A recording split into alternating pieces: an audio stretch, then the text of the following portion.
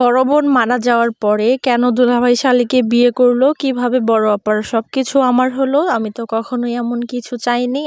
আমি কখনোই এরকম কিছু চাইবো না। আমার মতো এমন পরিস্থিতি আর কারো জীবনে না আসুক। আমরা ৫ বোন ২ ভাই বলতে পারেন। মেয়ে হতে হতে এই ছেলে হয়েছে আমার বাবা মার। আমি ছিলাম ৪ নাম্বার। বড় আপার বিয়ের ১ বছর পরেই মেজো আপার বিয়ে হয়। মেজো আপার বিয়ের ২ বছর পরে আমার সেজো আপার বিয়ে হয়। দুলাভাই ছিলেন বড় আপার খালাতো দেবর। কি সুন্দর সুখে শান্তিতে দিন কাটাচ্ছিল আমার বোনেরা শ্বশুর বাড়িতে। মেজো আপার যখন বিয়ে হয় আমি তখন মাত্র 7-এ পড়ি। মেজো আপার বিয়ের পর একদিন আমি আর আমার ছোট বোন মেজো আপা শ্বশুর বাড়িতে বেড়াতে যাই। দুলাভাই আমাদেরকে দেখে অনেক খুশি হয়েছিল, খুব আদর করতো আমাদের। সবকিছু সুন্দর আর হাসি খুশি ভাবেই চলছিল। দুলাভাই আপাকে অনেক ভালোবাসতো। তারা দুজনকে পছন্দ করেই বিয়ে করেছে। আমার বাবা একজন ভদ্রলোক, সমাজে তার একটা সম্মান আছে। আমার বাবা ব্যবসা করতো। আমরা সচ্ছল ফ্যামিলিতে বেড়ে উঠেছি। ছোটবেলা থেকে অভাব অনটন থেকে দূরে ছিলাম। সবাই হাসি খুশিভাবে জীবন কাটাতে থাকলো। এভাবে কেটে যায় ২টি বছর। এর মধ্যে বড় আপা কনসেপ্ট করে।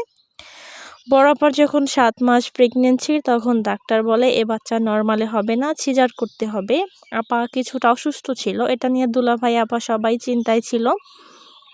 একদিন দুলাভাই আমাকে বলল, তুমি কিছুদিনের জন্য তোমার আপার সাথে এসে থাকো, তাহলে তুমি তোমার আপাকে খুব ভালো দেখাশোনা করতে পারবে। দুলাভাইয়ের কথাতে আমি আমার আপার কাছে যাই এবং বেশ কিছুদিন আপার সাথে সেখানেই থাকি। তারা আমাকে অনেক আদর করতো।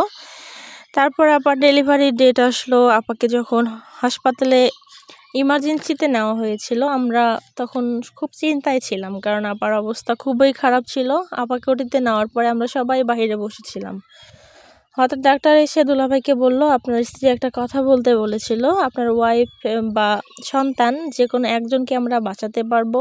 এই কথা শুনে আমার দুলাভাই চিৎকার করে ওঠে, বলে আমি আমার বাচ্চাকে চাই না, আমি আমার স্ত্রীকে চাই, আমি আমার স্ত্রীকে অনেক ভালোবাসি। কিন্তু ডক্টর বলল আপনার স্ত্রী চায় সন্তান। অপারেশনের পর আপনার বোন মারা যাবে, বাচ্চাটা বেঁচে থাকে। এই কথা শুনে সবাই ভেঙে পড়ে। এই নবজাতক সন্তানকে বড় করব কে বা দেখাশোনাই করবে কে নিয়ে সবাই অনেক চিন্তিত। তার কিছুদিন পর হঠাৎ একদিন আমার বড় দুলাভাই আমার হাত ধরে বলল, এই সন্তানের মা হও তুমি।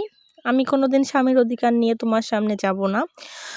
আমি কোনো কিছু না ভেবে দুলাভাইয়ের কথাতে রাজি হয়ে যাই, কারণ আমি আমার বড় বোনকে অনেক ভালোবাসতাম। আমার বড় বোনের সন্তান মা ছাড়া এতিম হয়ে বড় হবে, এটা আমি মেনে নিতে পারবো না।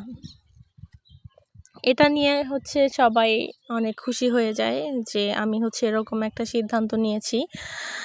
তো এই কাহিনীটা আমি বললাম একটা বড় বোনের, কি আবার ভাবিয়েন না যেটা আমার সাথে ঘটে গেছে।